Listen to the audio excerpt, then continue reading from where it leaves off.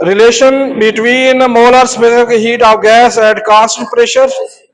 ये रिलेशनशिप है, इस पे क्वेश्चन ऐसे भी आ सकता है और बहुत इंपॉर्टेंट है ये क्वेश्चन। ठीक है, क्वेश्चन ऐसे भी आ सकता है, prove that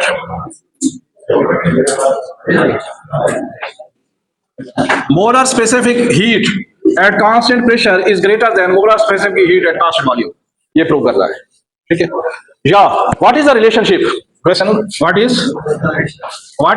the relation between molar specific heat of gas at constant pressure and molar specific heat at constant volume। इनका आपस में क्या ताल्लुक है, रिलेशनशिप क्या है?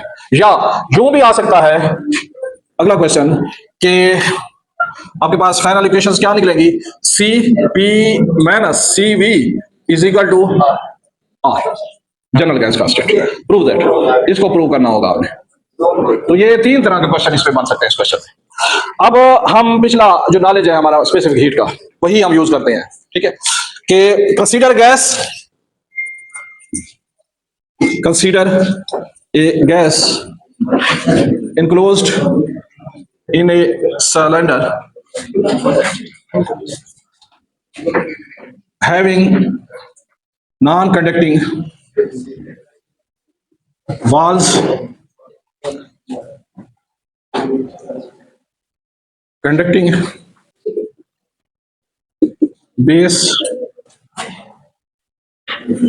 and a movable piston। ये गैस है, सिलेंडर के अंदर इनक्लोज है, जिसकी नॉन कंडक्टिंग वाल है, कंडक्टिंग बेस है, और ये पिस्टन है जो कि मूवेबल है। अब del Q amount of heat आप इस गैस को सप्लाई कर रहे हैं, यहां गैस है कोई इनक्लोज्ड है, ऑक्सीजन है, नाइट्रोजन है, जो भी है। अब del Q amount of heat इसको सप्लाई कर रहे हैं किस सिचुएशन में, कांस्टेंट वॉल्यूम पे, by supplying del q v amount of heat at constant volume। ये तो कांस्टेंट वॉल्यूम के लिए आपने पिस्टन को क्या कर देना है, फिक्स कर देना है। इस सिचुएशन पिस्टन को आपने फिक्स कर दिया ताकि वॉल्यूम कांस्टेंट रहे, गैस हीट अप होने पे पिस्टन को ऊपर मोशन ना दे सके। प्रेशर डेफिनेटली बढ़ जाएगा, इंटरनल बढ़ जाएगा, इंटरनल एनर्जी बढ़ जाएगी। तो इस सिचुएशन में ये वही आ गया, molar specific heat at constant volume वाला केस आ गया। तो no by first law of thermodynamic, first law of thermodynamic, del Q at constant volume is equal to del U plus del W. ये हो जाएगा क्योंकि पिस्टन फिक्स्ड है, ऊपर नहीं मूव कर रहा, तो डेल डब्ल्यू क्या हो जाएगा, यहाँ जीरो हो जाएगा, क्योंकि चेंज इन वॉल्यूम आएगी, पिस्टन ऊपर या नीचे जाएगा तो वर्क होगा, अदरवाइज वर्क जीरो होगा। तो ये हिस्सा जीरो हो जाएगा और हमारे पास del Q V is equal to internal energy के बराबर आ जाएगा। और हमने प्रूफ किया था थोड़ी देर पहले, डेल क्यू वी किस चीज के बराबर था, सी वी एंड डेल टी उसके बराबर था या नहीं। तो ये इक्वेशन आ जाएगी हमारे पास 1। अब अगली सिचुएशन दूसरी कंसीडर करो। दूसरी सिचुएशन ये है बच्चे कि हम now piston is allowed to move such that del q amount of heat जो दे रहे हैं P is supplied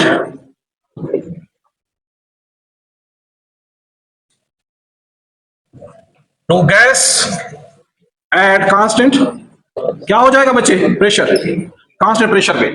अब गैस को हम क्या करते हैं, अलाउड टू मूव करते हैं, नॉन कंडक्टिंग वाल है, कंडक्टिंग बेस है, del Q amount of heat दे दी कांस्टेंट प्रेशर पे। अब नतीजा क्या होगा, गैस यहाँ है, यहाँ इसकी वॉल्यूम V1 है।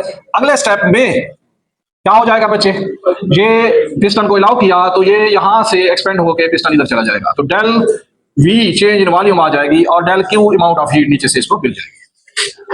सिस्टम इस स्टेट से इस स्टेट में चला जाएगा, चेंज इन वॉल्यूम हो जाएगा। Now, first law of thermodynamics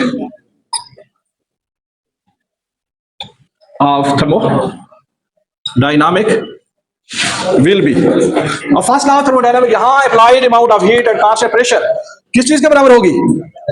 del U change in internal energy, इसका टेम्परेचर रेज होगा अंदर, टेम्परेचर के रेज होने से ये टेम्परेचर T1 था तो ये T2 हो गया, टेम्परेचर रेज हो गया तो उससे इंटरनल एनर्जी क्या होगी? रेज हो जाएगी, क्योंकि एटम ज्यादा वेगोरसली इधर उधर मोशन में आ जाएंगे, इंटरनल एनर्जी रेज हो जाएगी। तो ये आ जाएगा plus del W, work done होगा, क्योंकि पिस्टन ने पाव ऊपर मूव कर गया, जब पिस्टन मूव कर गया तो वर्क डन हो गया, चेंज इन वॉल्यूम आ गया। तो यहां इस केस में इसको इक्वेशन नंबर बी कर लो, फ्रॉम इक्वेशन नंबर 1 ये वाली इक्वेशन डेल यू की वैल्यू डाल दो। और आल्सो हमने पढ़ा था molar specific heat at constant pressure, पिछले टॉपिक में पढ़ा था या नहीं? तो यहां डेल क्यू किस चीज के बराबर हो जाएगा इस सिचुएशन में? ये किस चीज के बराबर हो जाएगा? N C P del T, ये पीछे किया था हमने, इसके बराबर हो जाएगा। और डेल यू की वैल्यू ये डाल देंगे यहां, ये आ जाएगा n C V del T, plus work हुआ है तो ये प्रेशर इंटू डेल वी उसके बराबर हो जाएगा। बेटा यहां जो दूसरे केस में मैंने हीट सप्लाई की, मैंने ऊपर लिखा एट कांस्टेंट प्रेशर दे रहा हूं, और कांस्टेंट प्रेशर की इक्वेशन हमने लिखी थी पीछे, डेल जो कांस्टेंट प्रेशर की वो निकाली थी आपने, molar specific heat at constant pressure, वो सीपी एंड डेल टी ये निकाली थी इक्वेशन पीछे जब टॉपिक किया था, molar specific heat at constant pressure. तो यहां डेल क्यू पी की वैल्यू ये वाली लग जाएगी, और चेंज इन इंटरनल एनर्जी जो हुई है वो ये अभी प्रूव किया था, CV एंड डेल टी ये लग जाएगी, और जो वर्क हुआ है ये change in volume multiply by pressure हो जाएगा, क्योंकि वर्क आपके पास क्या था? F डॉट डी था, और फोर्स पर unit area is equal to क्या होता है? प्रेशर होता है, और F क्या होगा? PA हो जाएगा, तो इसकी वैल्यू डालूंगा PA इंटू डी, इस पिस्टन का cross sectional area multiply by जितनी डिस्टेंस ऊपर गया है, तो ये क्या हो जाएगा? एरिया मल्टीप्लाई, तो ये P del V change in volume हो जाएगा। तो ये वर्क की ये इक्वेशन ये इधर पुट किया, ये वाली ये प्रूव है। क्लियर हुआ? अब बेटा यूजिंग इक्वेशन नंबर सी कर लो, using general gas law, P del V is equal to N R del T, ये है। तो इसमें P डेल V की वैल्यू, जनरल गैस लॉ है आपके पास, ये डालेंगे एन आर डेल टी, तो ये पुटिंग द वैल्यू, पुटिंग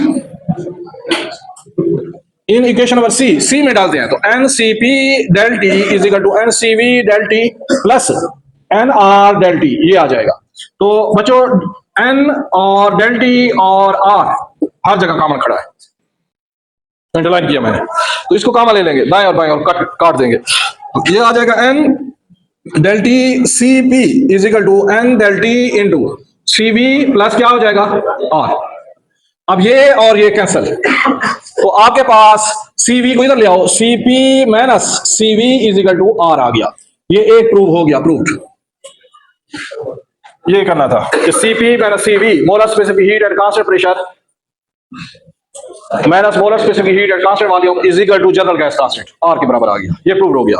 या ये molar specific heat at constant volume इसमें से सब्ट्रैक्ट होके कोई और क्वांटिटी दे रहा है, value of general gas constant दे रही है, इट मींस इससे ये सबक हमें मिल रहा है कि CP is greater than CV, ये तो ये भी प्रूव हो गया कि CP is greater than CV। और what is relationship? Equation number this one, इसका नाम ले लो D, तो इक्वेशन नंबर D, ये दोनों का नाम D ले लो, ये और ये, gives the relation between CP and CV। वो यही कह रहा है what is the relationship between molar specific heat at constant pressure to the molar specific heat at constant volume, तो ये है इसका। अब इसका रीजन ऐसा क्यों है, CP ग्रेटर क्यों है देन CV क्यों आ रहा है? बच्चों ये देखो, इस केस में जो वर्क डन हो रहा है, जो हीट सप्लाइड हो रही है, वो दो एंगल पे काम कर रही है, एक इसकी इंटरनल एनर्जी रेज कर रही है और दूसरा पिस्टन को अपवर्ड मूव कर रही है, वर्क कर रही है। तो इसलिए molar specific heat at constant pressure क्योंकि ज्यादा काम कर रही है, पिस्टन को भी मूव कर रही है, इंटरनल एनर्जी को रेज कर रही है, ज्यादा होगी molar specific heat at constant volume, क्योंकि पिस्टन फिक्स्ड है, जस्ट जो क्वांटिटी दोगे उसका एक ही काम है, उसके जिम्मे उसका इंटरनल एनर्जी को रेज करना। इसलिए molar specific heat at constant pressure हमेशा ज्यादा होगी molar specific heat at constant volume.